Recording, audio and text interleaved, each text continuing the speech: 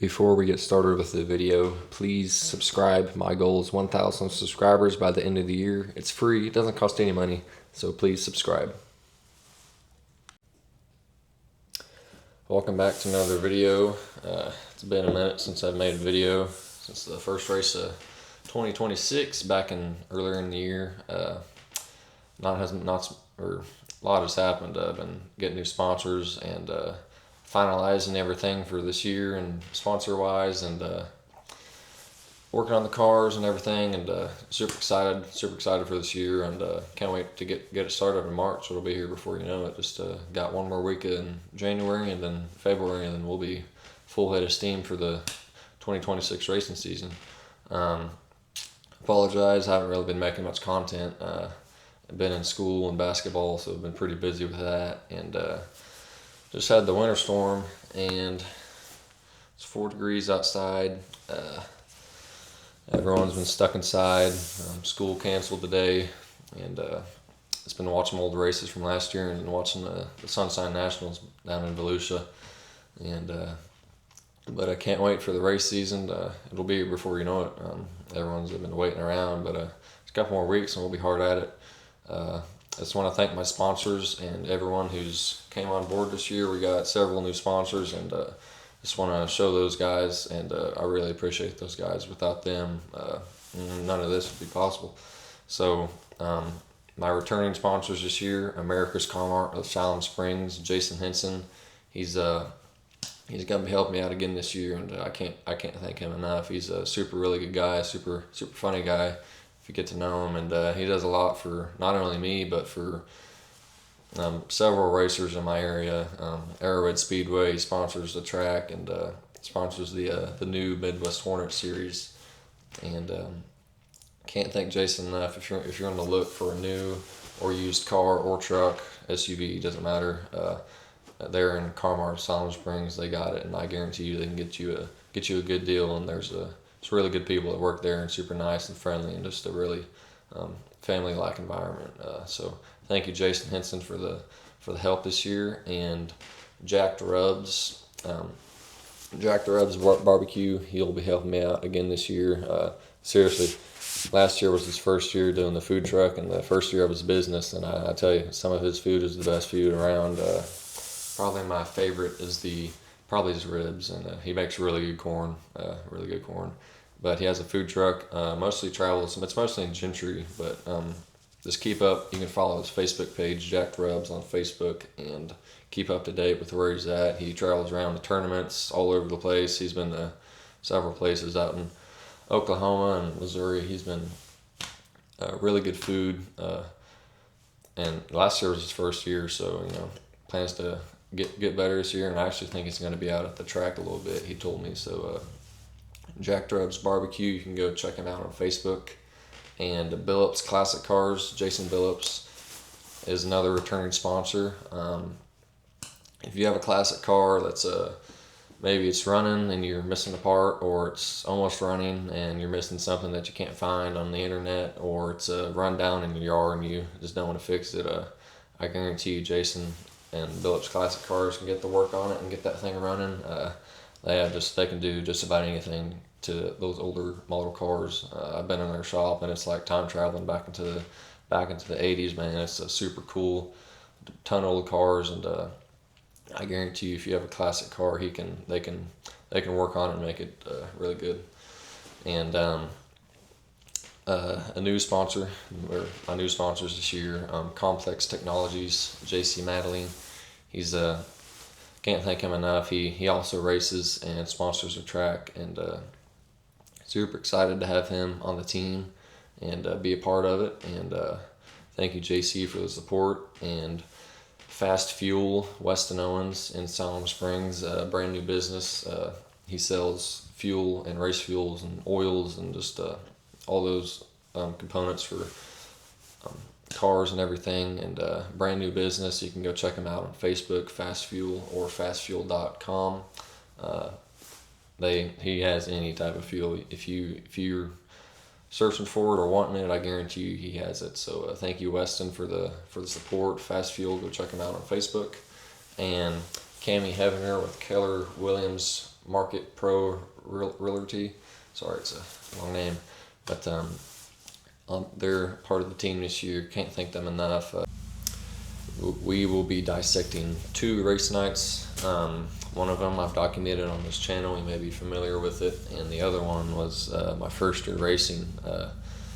Brand new car, brand new track. Both of the races were 2 brand new tracks I've never raced at, and we had really good speed all night, and we're in contention both night, leading the race, and something happened.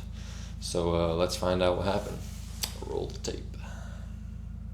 Get ready, Tulsa, for the 2nd annual C-Rash Construction Dirt Down in T-Town. Presented by Vetbox Container, November 14th at Osage Casino Hotel, Tulsa Speedway. It's the American Sprint Car Series and ground-shaking sprint cars with over 900 horsepower and speeds over 100 miles an hour. Plus, USRA tutors, factory stocks, and more. And admission is free at Osage Casino Hotel, Tulsa Speedway. All right, so we're starting pole of the heat race, brand new track. Not really sure what to do, but we just got to figure it out. Out of the start there, 15 car of John Campbell, not far behind. Cale Hancock working his way through. He's now currently fighting for the 2nd position coming into turn 3. Coming out of turn 4 up the main And stretch. tuners, with how small our tires are, they can really tear up the track if the track's wet enough. They can create ruts right there, and I about hit the tractor tire right there.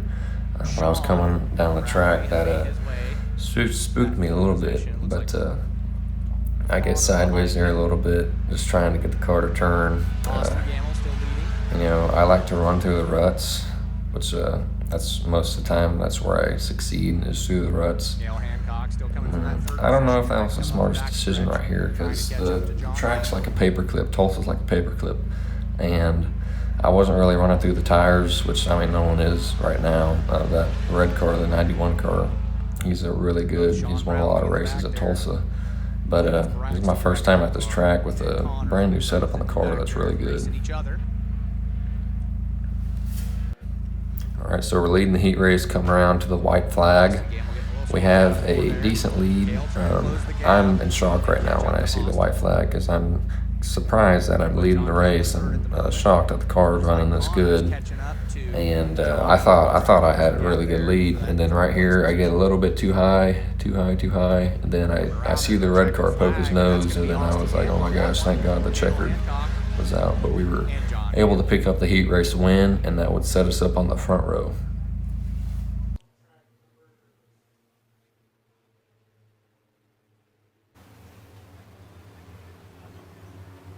12 cars on the track.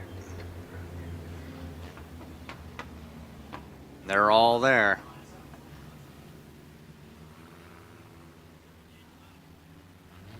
I think we mentioned it last time.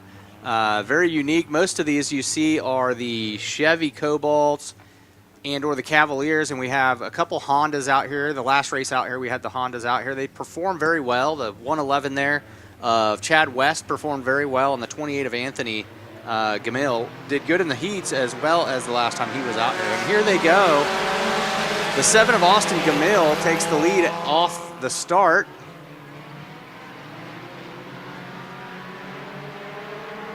That 28 of Anthony Smith in second at the moment. Cale Hancock in third.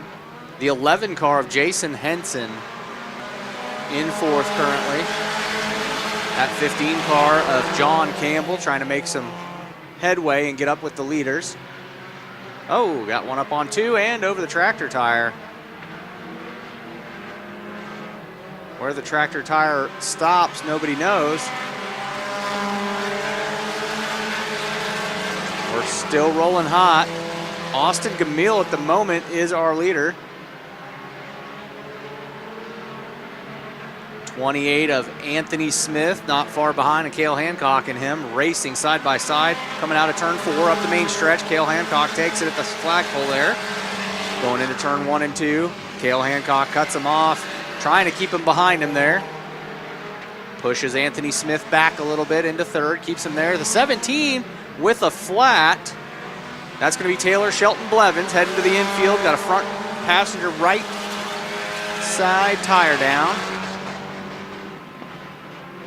Got a lot going on. We got tractor tires rolling. We got cars with flat tires, but we're still rolling. We're still green. There goes the 7 car. Got another one on the back. We got a caution out now. The caution, Chad West on the back stretch there, slowing to a stop. We got the 11 car over here in turn 3. That's Jason Henson, also in the corner there. The 17 obviously with the flat. Quite a few things going on. All right, so we lead the first half of the race, and then the caution comes out. There's about 2 cars that have had flats already, and Wayne and my dad told me after the heat race I need to go further into the corner, which basically means I just need to be on the gas more into the corner to let out so early. So I did just that, and then on the initial start, the first start, I kind of get a slow start, and then mat at the floor, and we were able to stretch out there to the lead. But this restart right here, I don't really know where to go. Like, I knew where to go, but I couldn't remember where the orange tire was at, so I didn't really know like when to go and how early I could go, or just go after the cone. I don't really know, so I was just trying to figure that out. And I knew we had a really good car, so I'm like, the nerves are kind of gone away. I'm like, all right, we got a fast car, and let's keep this thing out front and just hit my marks. But let's watch this restart right here. And Anthony Smith currently in those lead positions. Here we go with the green. Roy sends him. Cale trying to take it on the front stretch. Looks like the 7 car of Austin Gamil takes it on the back stretch, pushes Cale back. Cale's going to be second place now. Anthony Smith going to be in third. See Connor Brownlee sneaking up behind Anthony.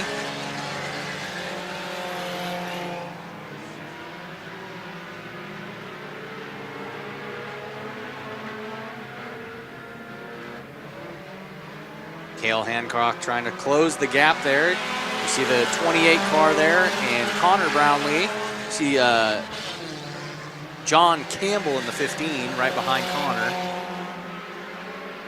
Number 7 car holding the lead there, Austin Gamil. Performing very well. Cale trying to go to the inside low. Doesn't quite make it on the front stretch.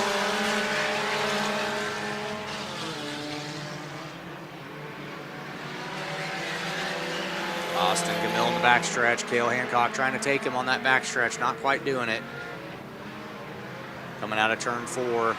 Austin holds his position on the front stretch. Cale not far behind. Anthony Smith right behind Cale by 2 or 3 car lengths. Looks like now in 4th place we've got John Campbell. So John Campbell's made his way up there. Connor has fallen back 2 positions. Connor now headed to... Man, that sucked. We just had 5 more laps left.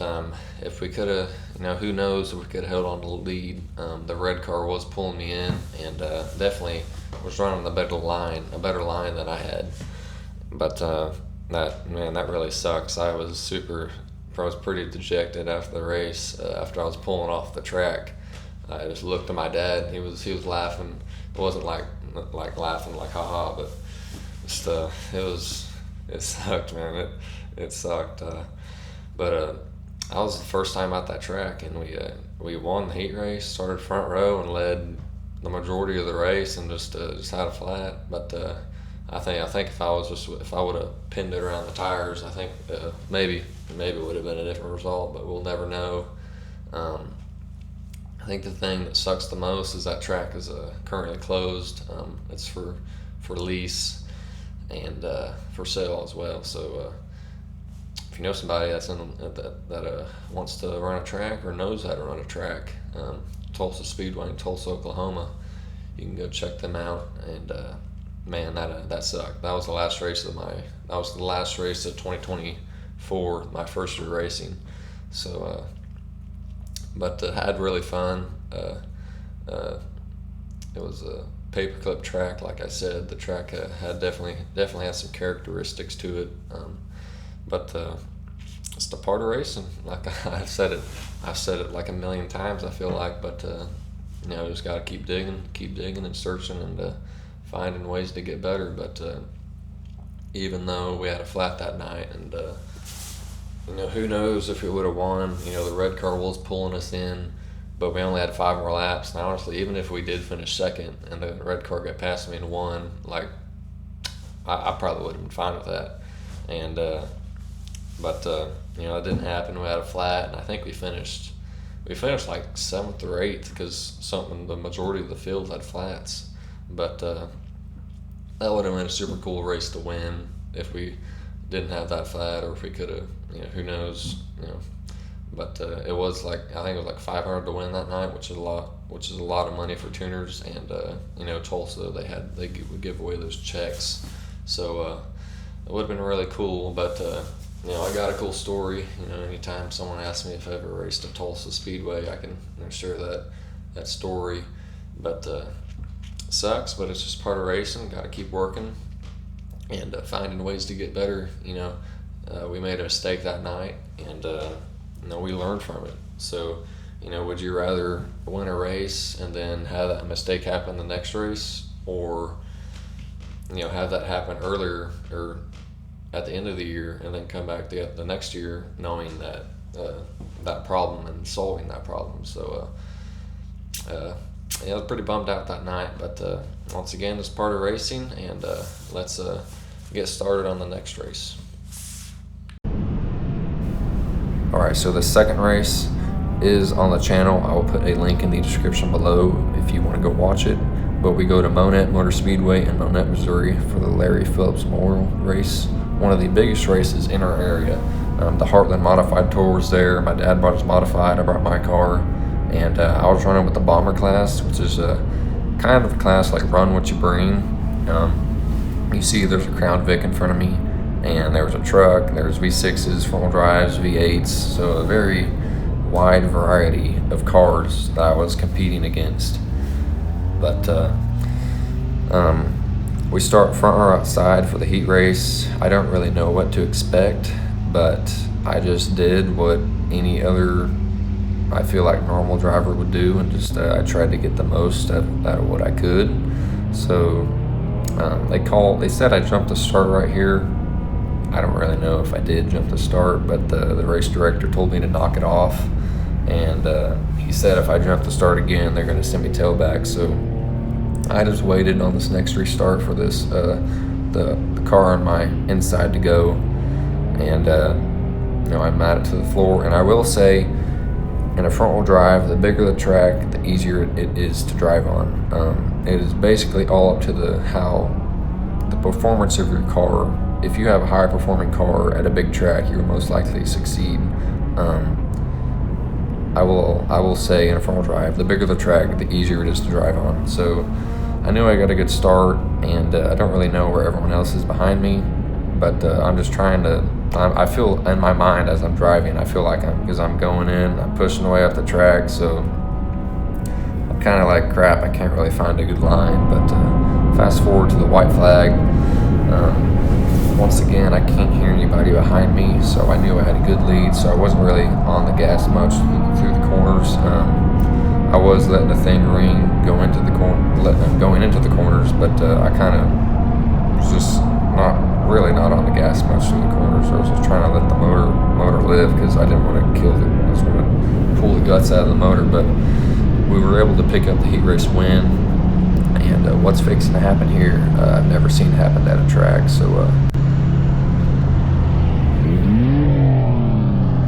So we won the heat race at Monet, and top 3 went to Tech, and a driver wanted to claim my car for $1,500, which was the amount of money at Monet. If you wanted to claim, the claim rule was $1,500, and I said no, and the official at the track basically told me to load it up and go home, which was the wrong call. In the rule book at the time, it said if a driver wanted to claim another driver's car, that driver that's getting claimed will not receive any money from the event. So if you win a race for $100 and I say I want to claim your car, you know, you wouldn't get that $100. The track would keep it. I don't know what they do with that money, but so he wanted to claim my car. I said no, and the tech man told me to go home and load it up, which was the wrong call. The right call would have been I said no, and I didn't get my $100 to win.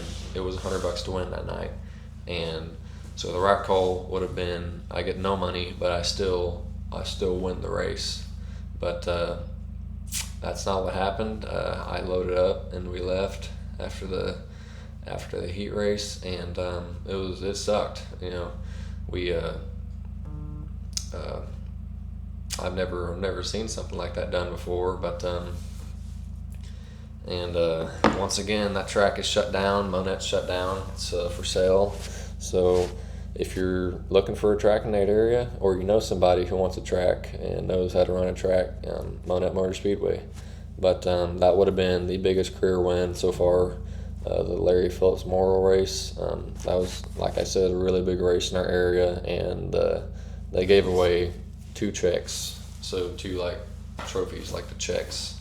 But that would have been really cool. But you know, the track made the wrong call, and just got the worst end of it. But once again, people make mistakes, stuff happens, and just gotta learn from it. But enough talking about all that you know, what could have been stuff. But you know, flip the page to 2026, and super excited to get the year kicked off here in March, the second weekend of March, the 13th and 14th, I'm pretty sure. So it'll be here before you know it. Super excited to get the year started off, and it's gonna be fun. It's gonna be fun. Like I don't think I've mentioned it, but I will be graduating high school, so I will be figuring all that out, figuring all that side of things out. So you know, things could look different, but super excited. Can't thank everyone around me enough. Peyton and my dad. Without them, I wouldn't be doing this. I'd probably be in the pits putting cameras on people's cars or something, or I don't know what I'd be doing. But can't thank Peyton and my dad and my family and everyone who supports me enough, all my amazing sponsors, and can't wait to kick off the 2026 racing season. Plan to give my best foot forward every night, no matter what type of car I'm driving. Just super excited. And at Arrowhead Speedway, if you can't make it to the track, you can watch it live on arrowvision.live. You can download the app and get your subscription there. Pretty cheap subscription compared to Flow Racing and Dirt Vision. You can get Arrowhead Speedway, Comp Cam, Super Late models, the All-American Modifieds, OCRS Sprint cars, and much more in 2026. So can't wait to get the year kicked off and have a fun year. So please like and subscribe. My goal is 1,000 subscribers by the end of the year. So if you could subscribe, I would much appreciate it. And see you in March.